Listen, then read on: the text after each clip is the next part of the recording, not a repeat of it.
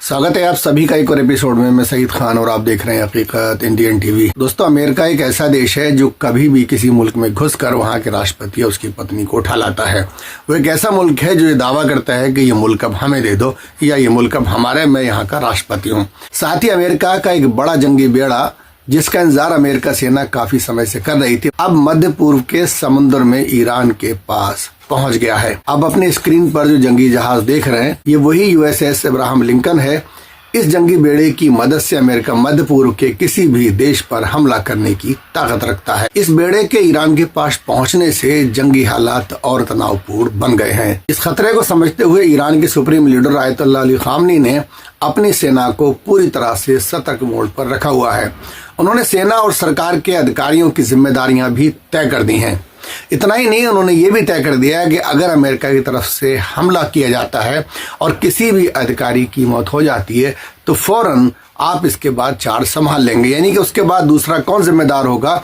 ये जिम्मेदारियां भी ईरान में आयतुल्लाह खामनी ने तय कर दी हैं। ईरान की तरफ से साफ कहा गया है, अगर अमेरिका ने अंतर्राष्ट्रीय कानून को तोड़ते हुए ईरान पर हमला किया तो ईरान चुप नहीं बैठेगा। जवाब कैसे देना है, कैसे पलटवार करना है, इसका पूरा प्लान तैयार कर लिया गया है। इस वक्त ईरान पूरी तरह से अलर्ट मोड पर है। अपनी हिफाजत के लिए ईरान ने 2000 से ज्यादा मिसाइलें अपने बॉर्डर पर तैनात कर दी हैं। साथ ही एयर डिफेंस सिस्टम भी मजबूत किया गया है ताकि अगर कोई हमला होता है तो उसे फौरन कैसे जवाब दिया जाए। दूसरी तरफ अमेरिका ने भी मध्य पूर्व में मौजूद अपने ठिकानों पर भारी मात्रा में हथियार और जंगी सामान जमा कर लिया है। हालात को देखते हुए मध्य पूर्व के कई अरब देशों ने अपनी स्थिति साफ कर दी है। सबसे पहले संयुक्त अरब अमीरात यानी कि यूएई ने साफ कहा है कि वो ईरान के खिलाफ जमीन, आसमान और समंदर का इस्तेमाल करने नहीं देगा। मतलब साफ है कि अगर अमेरिका यूएई में बने अपने सैन्य अड्डों से ईरान पर हमला करना चाहता है तो यूएई इसकी इजाजत नहीं देगा। यही बात सऊदी अरब ने भी दोहराई है। इन दोनों देशों के फैसले से अमेरिका और नाराज नजर आ रहा है। इसी बीच अमेरिका के राष्ट्रपति डोनाल्ड ट्रंप की रणनीति को लेकर भी खबरें सामने आ रही हैं। रिपोर्ट के मुताबिक ट्रंप सीधा हमला करने के बजाय समुद्री रास्तों से दबाव बनाने की योजना पर विचार कर रहा है। इससे ईरान की सप्लाई ताकतों को रोकना है और उसके नेतृत्व को निशाना बनाना शामिल हो सकता है। युद्ध के जानकारों का कहना है, अगर अमेरिका ने ईरान के समुद्री रास्ते बंद किए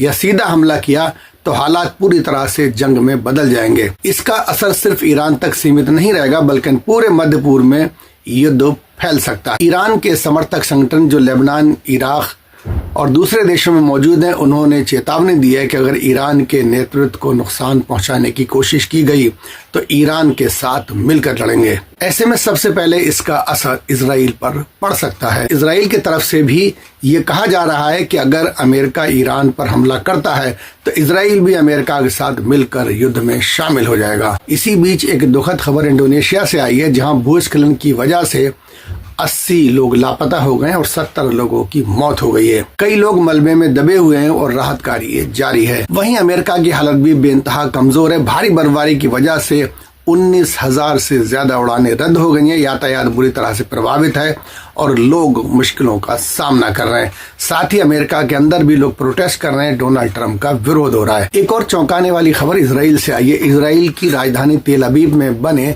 सैन्य कमांडर सेंटर में मिस्र के सैनिकों को देखा गया है। ये तस्वीर पहले अमेरिका सेना ने पोस्ट की, बाद में इसको हटा लिया गया। इससे ये सवाल खड़ा हो गया है कि मिस्र अंदर ही अंदर इजराइल के साथ मिला हुआ है, जबकि मिस्र हमेशा कहता रहा है कि वो फिलिस्तीन के लोगों के साथ खड़ा है। इन तस्वीरों को देखने के बाद लोगों में मिस्र के खिलाफ नाराजगी है। दोस्तों, ये थे आज के कुछ बड़े अपडेट। अगर आप चैनल पर पहली बार आए हैं तो चैनल को सब्सक्राइब करें और बेल आइकॉन दबाएं।